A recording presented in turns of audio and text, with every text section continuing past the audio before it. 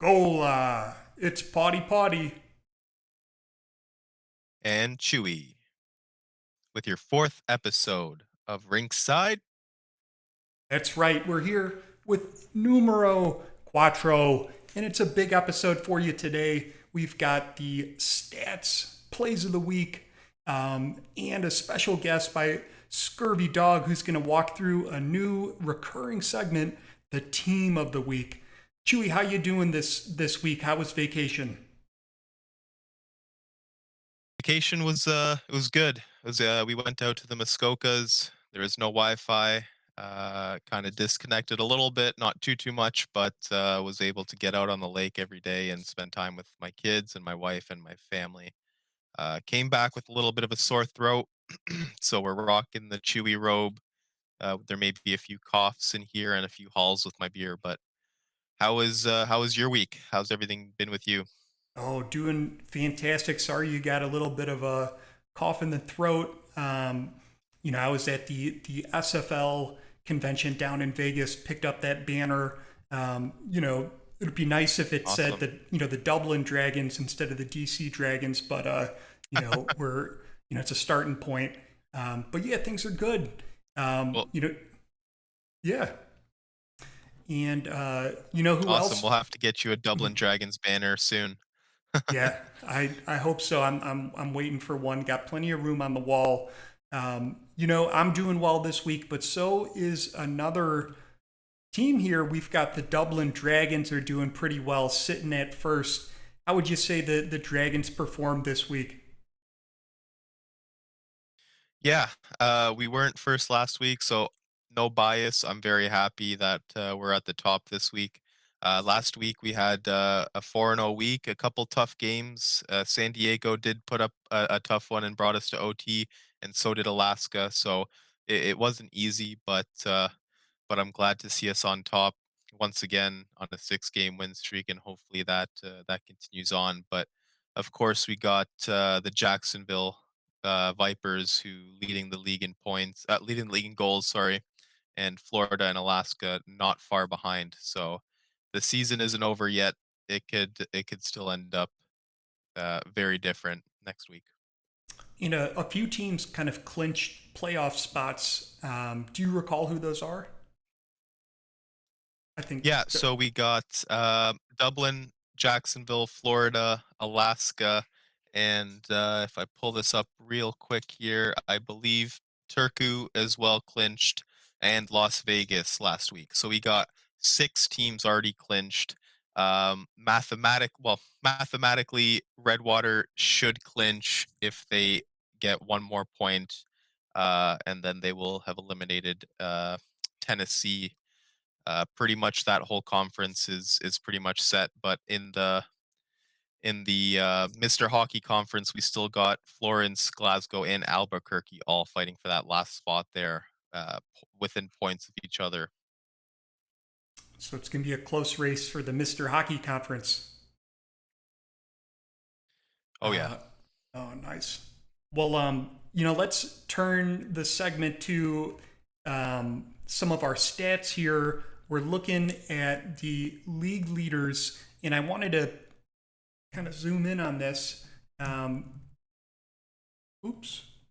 I wanted to look at a stat category this week, penalty minutes, and we've got Truck Ackles leading with 42 penalty infraction minutes. Down at the bottom is Alpaca with 25. Pretty impressive numbers. Are those the most you've seen in the past, or these chump change compared to some contenders? Um, it's getting there. Yeah, I think one season we saw around 60 to 65. So with 2 weeks left, I mean, we can definitely see those rack up. I know last season there was a ton of fights, so fights do count towards 5 penalty minutes.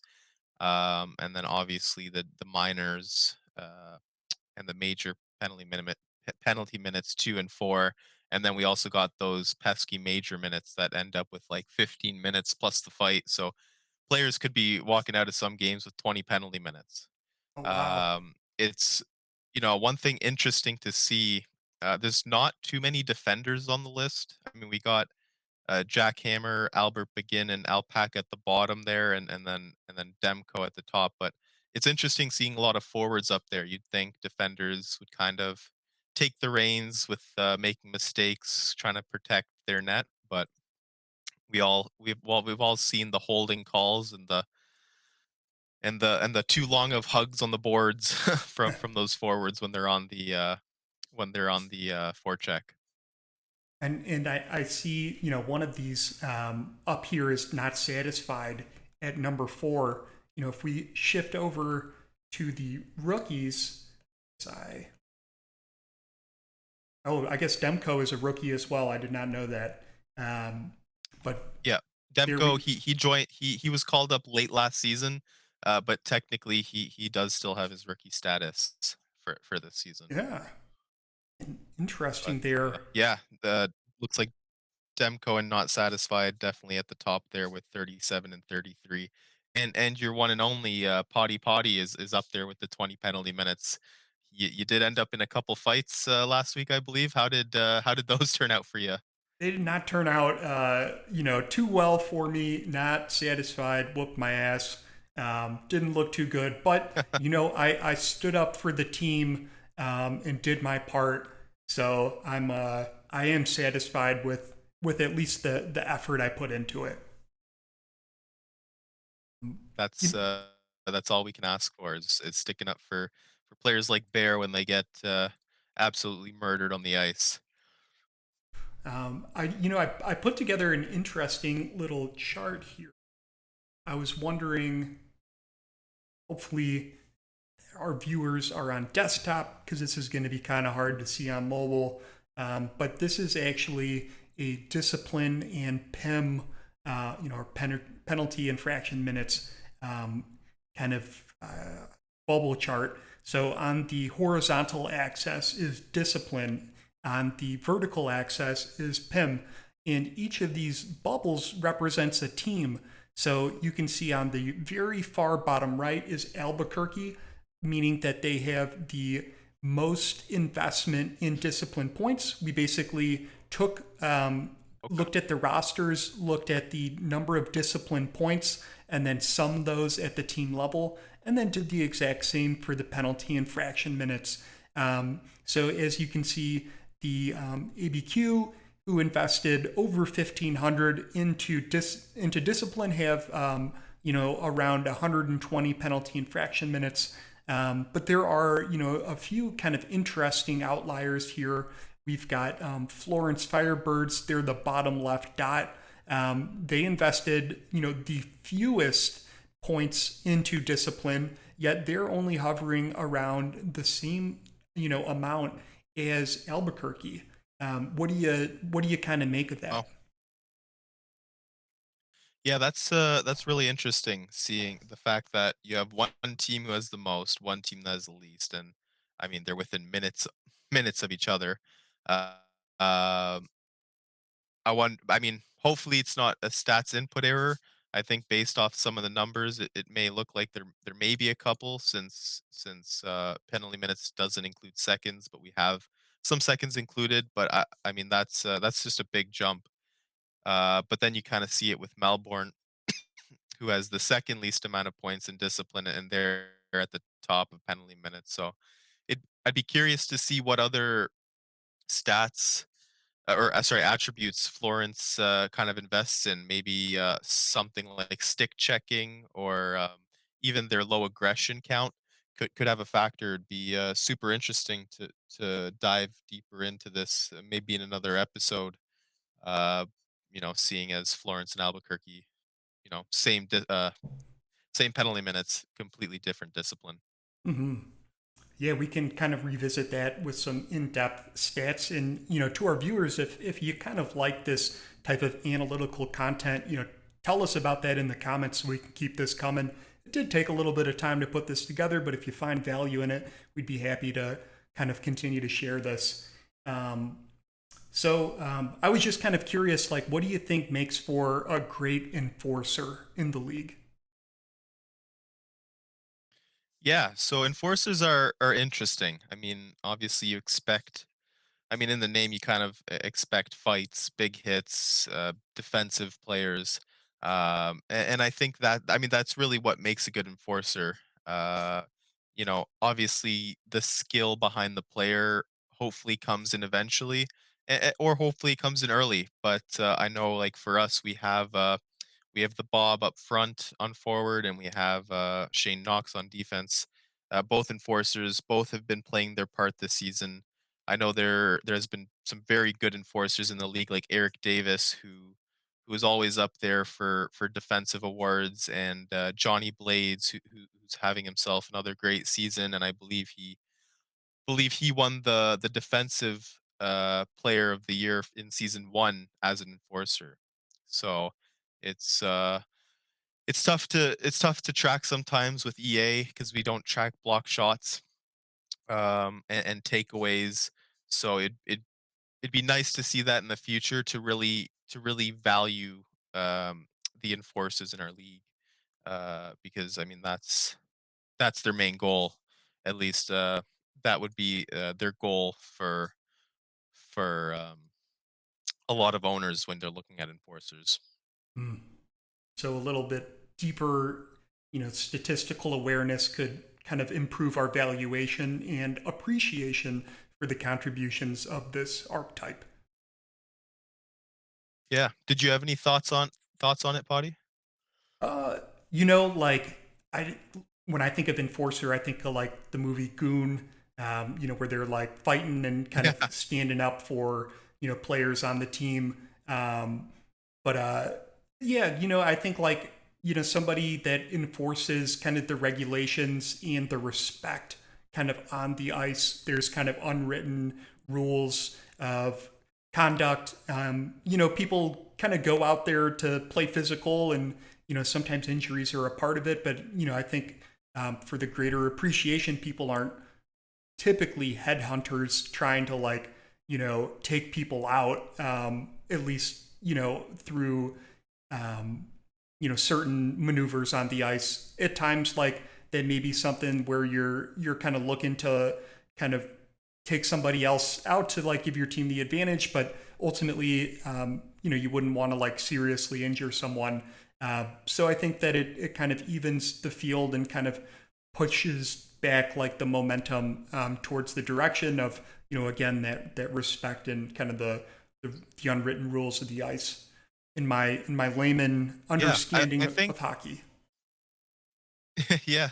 No, that completely makes sense. And I like what you said about, protecting the team. I mean, I know a lot of teams have some players who are smaller players, 5'7", 5'8", 5'9", lower weight. So when they get hit off the puck by a defender, there's a higher chance of them getting injured. So having those enforcers, on the line with them, I've seen some success on our team, testing out with Big Heart. He's a grinder, but very similar archetype where he's able to help dictate kind of the play on the ice sometimes, being able to push around the other team rather than our team getting pushed around. So any teams that have maybe some smaller players, it'd be cool to test out, putting them with a big enforcer, grinder, two-way forward, power forward, all those kind of defensive archetypes with those players to see, maybe it does help the on ice, play and help you from getting EA'd and losing, one of your top snipers Mm-hmm. in the first few minutes of the game. Yeah, that's interesting. That's how you kind of take things to the next level and apply um, these different types together towards like a team based outcome. Um, so cool. So Yeah. let's wrap up our stats here with the minors. Um, we've seen Warsaw had a rough week this week where we lost 3 games. Fortunately, 2 of those we lost in overtime. So we're still hanging on to second place. We're a point away from Vancouver, but they have been outperforming us. So we will continue to see.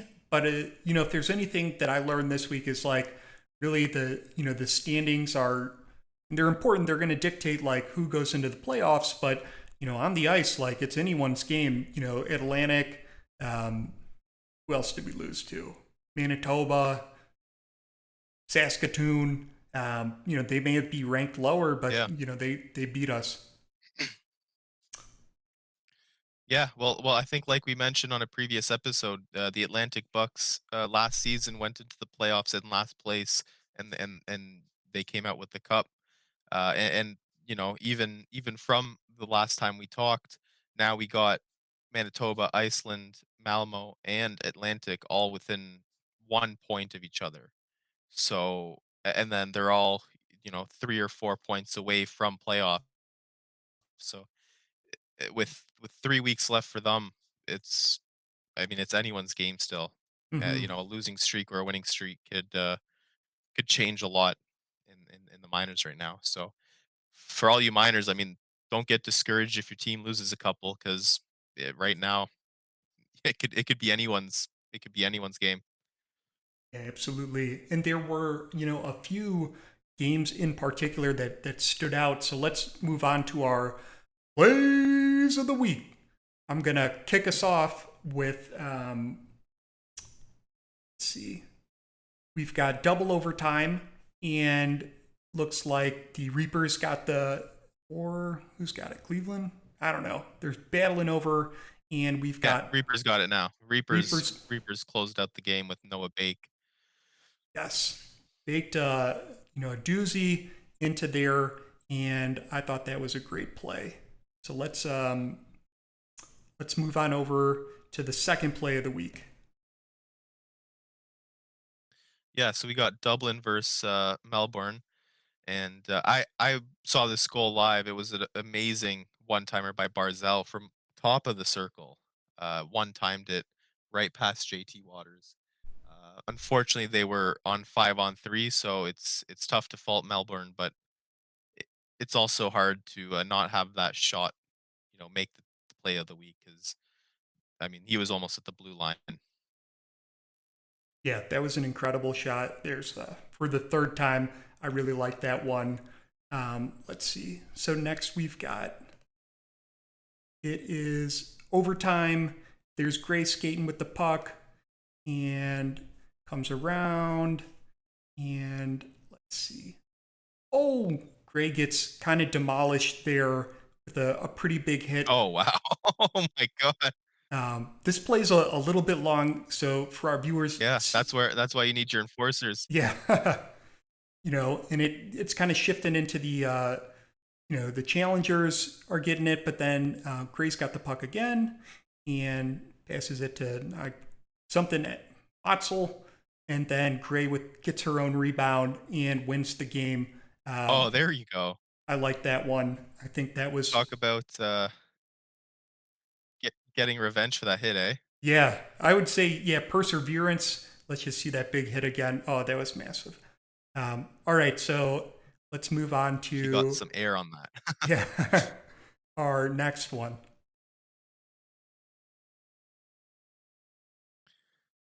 All right, looks like Jerry Jackson's first goal as a Warlock here. We got beauty empty netter from the blue line. You know what? Some people might not find the empty netter goal impressive, but if anyone's watched the last minute of games with empty netters, I don't think a player is very likely to score. So it's awesome to see Jerry Jackson getting his first goal, even though it's an empty netter. Yes, those empty nets are quite small, um, and it's certainly an Yeah, accomplishment. it looks like it's almost harder to score than when there's a goalie in there. Yeah. All right, so here we go. In our next one, we've got so nice old massive hit. Couldn't see who that was, Oh, but then Pendlebury comes in and scores oh wow. another big hit. I don't know if Pendlebury made the hit. I I kind of think that was Kozak that laid out the hit. oh nice. Um, Wow. so yeah, Talk about nice one. salt on the wound, scoring a goal after getting laid out. All right, and we've got a record-setting play of the week here. Yeah, so Joey Rab, who sets the record for Jacksonville franchise number of goals here. That was a very nice passing play. Just squeaks it in past Tennessee here one more time. What a nice pass to slide it past him. That's yeah. So Rab sets the franchise record for goals The for 20, Jacksonville with that one. yeah, 23 goals. All right. And we've got another first timer here. One of my favorite minors we got in the league, this guy, King Spade, has been super active in the chat. Oh, nice. He's on the Warlocks. Great personality, very supportive, was super hungry for a goal. And I like that one because, the puck's kind of coming down. Somehow they made a bad pass, or he just squeaked in there and took it out. But King Spade with what was going to be the ending play of the week. Nice little move there at the end too to fake the goalie. Oh yeah, and then I'll take this last one for the play of the week. My favorite one. Um, we've got Potty with my first goal in goals. I forgot to press loop on that one. But you can see it can set up, and there it is. So that closes us out with the Awesome. plays. Congrats on your first goal. Oh, thank you. Felt really And good. just a quick message for everyone. If you want to submit some plays that you want to see, I mean, send it to Potty or me. We'd love to. We can't unfortunately watch every game, but we do try to catch everything. So if we do miss one, please send your clips over to us so we can try to include as many plays as possible. Yeah, absolutely. We would love this to be a community driven kind of content generation. We're kind of laying down the legwork right now to see those plays. We factor in, a number of different things from, events in the game that we think stand out, but also, reactions in chat when people say, oh, that was a massive hit. So that kind of, factors into Yep. which plays we select, but would love to kind of elect them from the community itself. So we are going to move on to our interview with Scurvy Dog. Hey, it's Pawtai and Chewie here from Rinkside with our special guest, Scurvy Dog. Welcome to Rinkside, Scurvy. Thank you very much. Glad to be here. Yeah, How, thanks for being on, Scurvy. how are you doing today, Scurvy? I am doing incredibly well. I hope you gentlemen are doing the same. Oh, absolutely. Looks we're doing well today, and appreciate you coming onto the show. Why don't you start off by telling us a little bit about yourself? Who are you in goals? Who am I in goals? Other than the official team dog of the Jacksonville Vipers, I am also the team GM, even though in reality, I'm probably a little more of a head coach than I am a GM. I'm constantly frustrating Banks by shooting down his trades. And other than that, also I work with the stats team, entering stats for all the teams, occasionally other teams other than my own as well. And I run the team of the week selections. I go through and I get a list of the team of the week nominees, and I run them by a mini committee of league elders, and we discuss if necessary and then post. And that's pretty much it. Sounds like you Awesome. you conquer a lot. Yeah, not really. I still got plenty of other time. I'm in wrestling e-feds, and I actually even work from the same chair in between all that. Sometimes Oh that yeah. has to be dealt with. Awesome. Really quick, we did a Urban Dictionary search of your name. So when you Urban Dictionary Scurvy Dog, it says it's the term used by sea pirates for insubordinates. Is this pretty accurate, or is there another reason for your name? Not in my case, not really. In my case, I just had an old friend of mine just kept calling everybody a scurvy dog. Scurvy dog this, oh, he's a scurvy dog. That, oh, she's a scurvy dog, blah, blah, blah. And one day I just thought, that sounded cool. I'm going to steal that. So I basically stole my own nickname. And, if anything, the 00 at the end of it's much more interesting than the first part. That's my old number I used to drive in the online NASCAR league, which used to be in a long time ago. It was a lot of fun. Awesome. So just to clarify for everyone, you are not an insubordinate from the Sea Pirates. You are someone that was called Scurvy Dog. Adam Banks might disagree on the insubordinate part, but nah, I am not that. Awesome. So, how do you contribute to the league kind of off of the ice? Off of the ice, well, I like to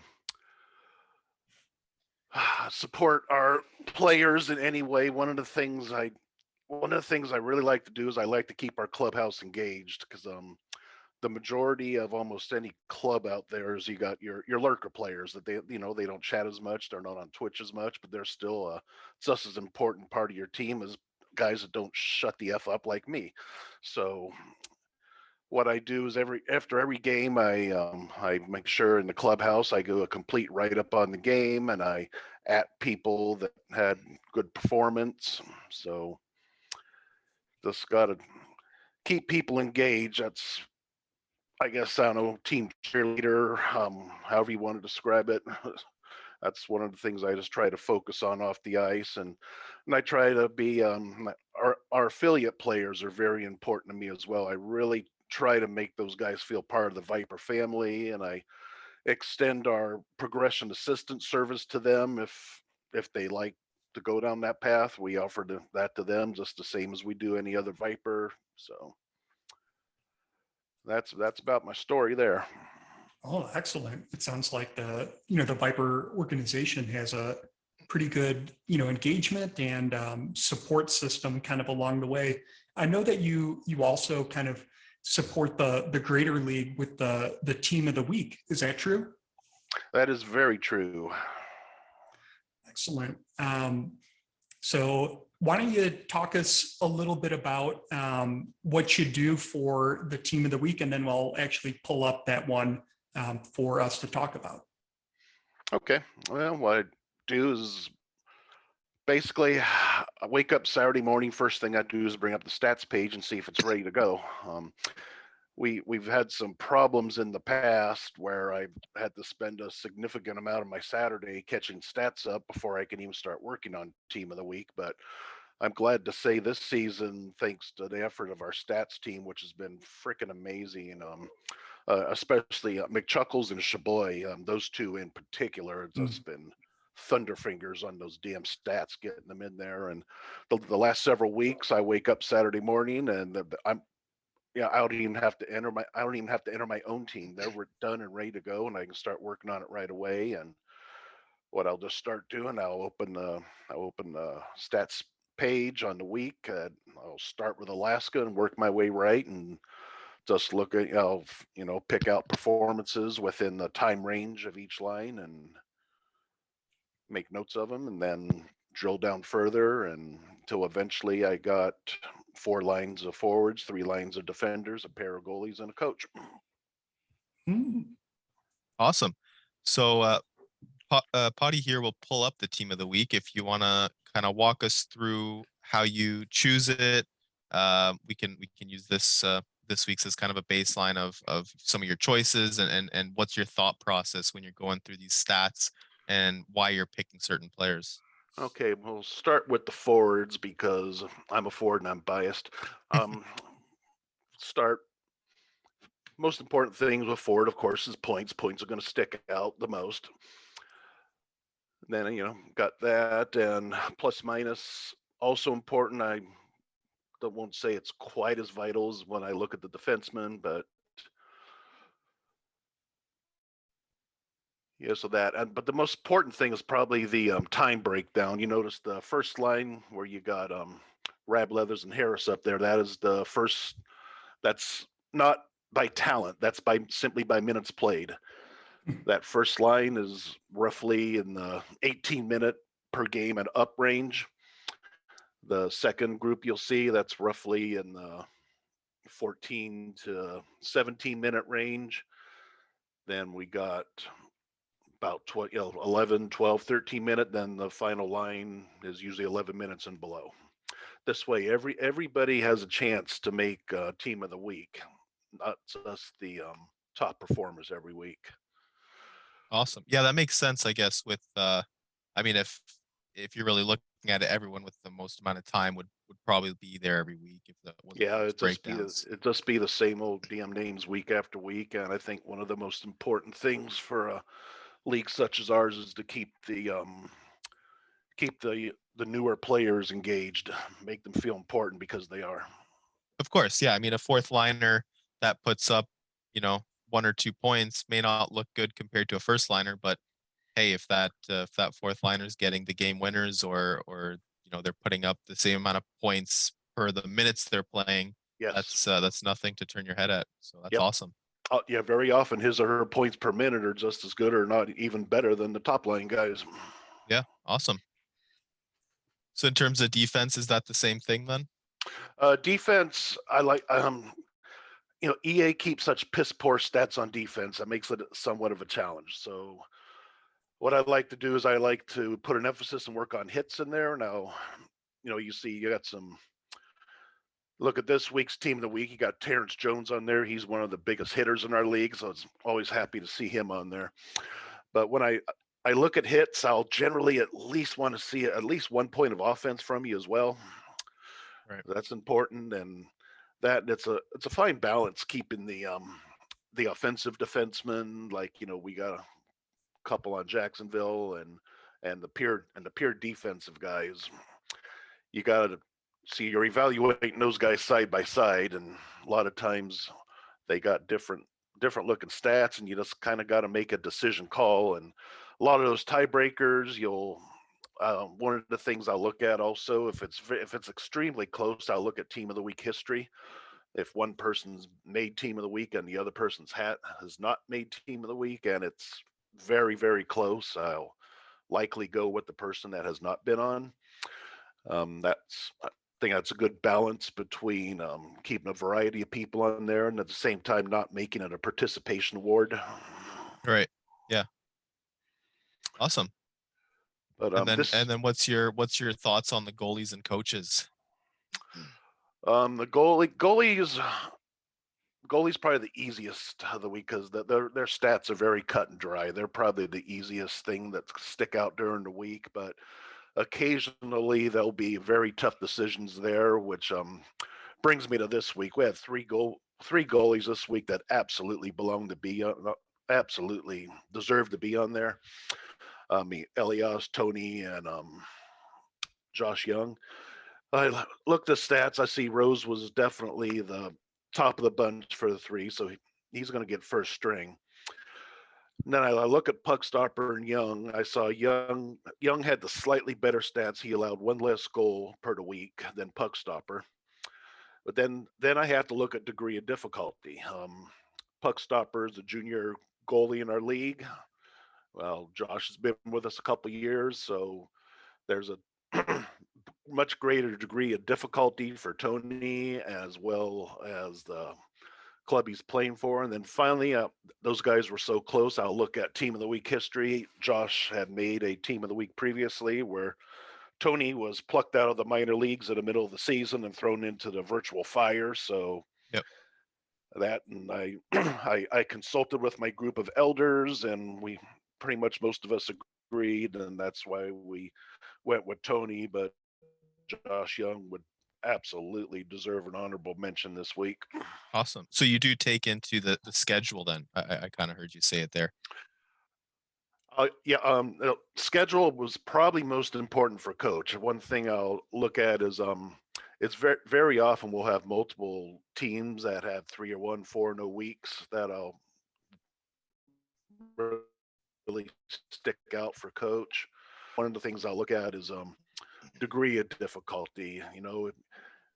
But did you beat you beat Florida, you beat Turku.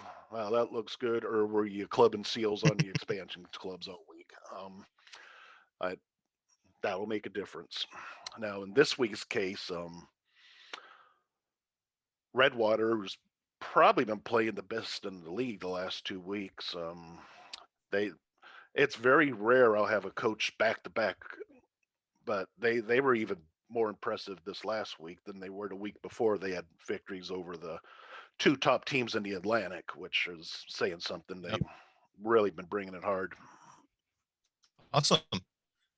Any other notes that you'd like to share with anyone who looks at the team of the week? Any kind of questions you want to answer for them here before we move on? Not as much questions as I'm really particularly excited about this week's team of the week. It was great to see Puckstopper on there. So he has a great story, just being plucked in the middle of the Yeah. year, and you look at that second line, Redwater swept it. I think that's pretty exciting. And I counted 1, 2, 3, 4, 5, 6, 7, 8, 9, 10, 11 players are first time on team of the week this week. And I think that's when we're this deep into the season, that's just great to see. Yeah, no, it's great to see everyone's getting recognized. That's awesome. Thanks for your work on that, Scurvy. Yep, it's a lot of fun. Excellent. Yeah, really appreciate what you're doing there. I'm going to shift gears now, and I'm going to ask you a few kind of closeout questions. So let me ask you this: who is your favorite player to watch in goals? Favorite player to watch in goals, that would easily be my co-owner Joey Rabb.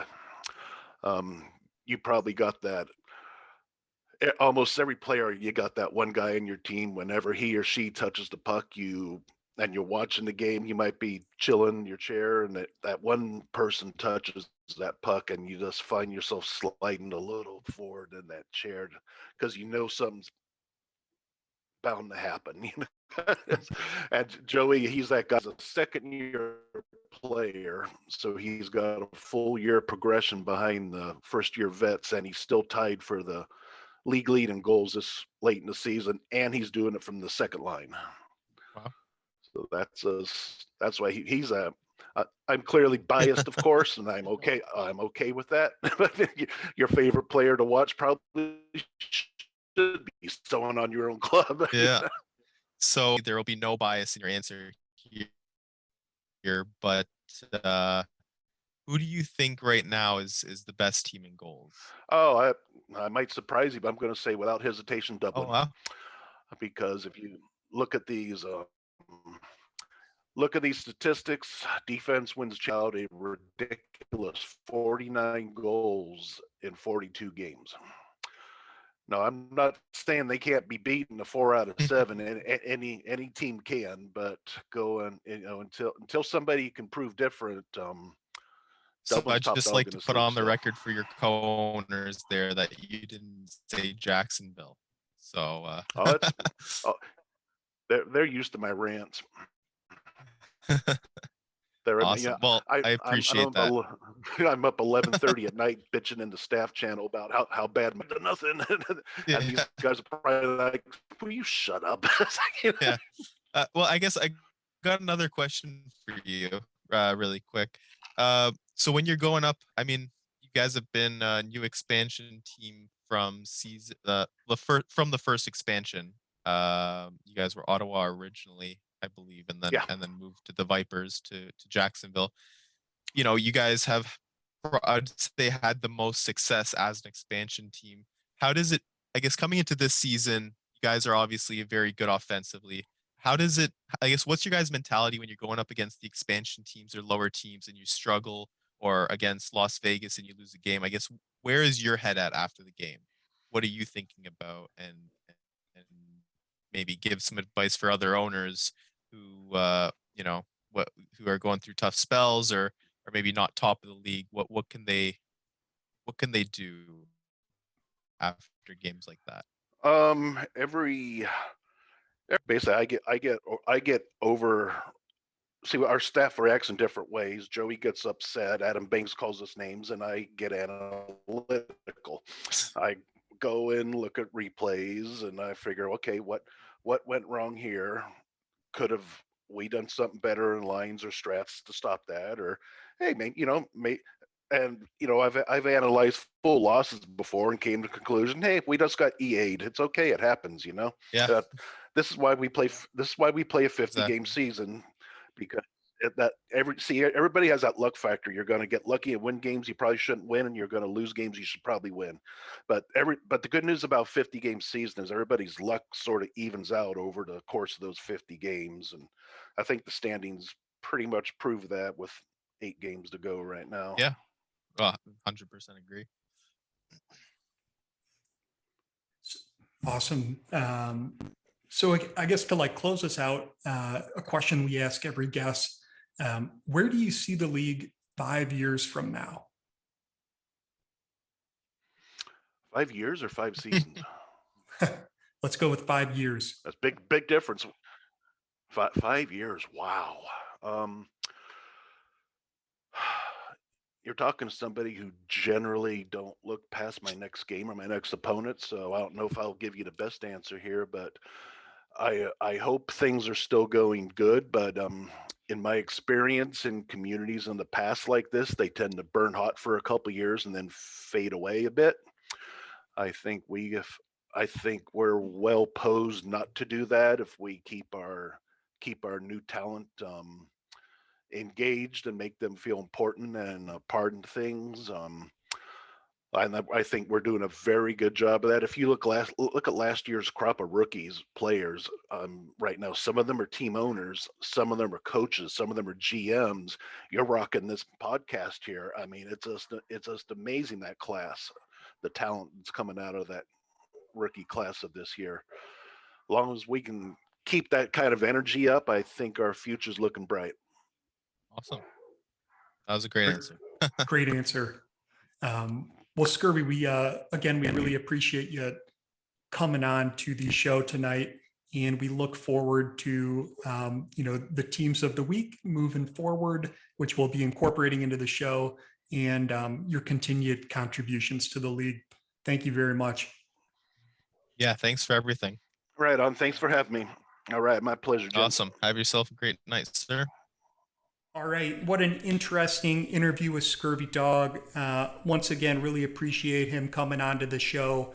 Chewie, why don't you close us off with, our thoughts for our fans and any requests we've got? Yeah, well, I just wanted to again thank Scurvy for coming on, telling us about the team of the week. Big reason for having him was we wanted to display the team of the week moving forward, and I think him laying out the ground so everyone kind of understands it was awesome. And yeah, thanks for everyone for watching.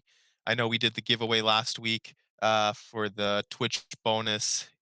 I'm very surprised on how much traction that got. I mean, our YouTube hit over 70 subs. I didn't think we were going to hit anywhere near that till the off season, but there will be some more stuff to hand out this off season. So definitely stay tuned. You can also catch us on our Twitter now at Rinkside Goals, and there'll be a Discord hopefully coming out very soon where you can submit your plays of the week, submit questions. If you're interested in an interview, please reach out. And again, thank you everyone for all your support. We're 4 episodes in, and I'm hoping everyone likes it. And I hope we can do this for a lot longer. All right. Closing us out.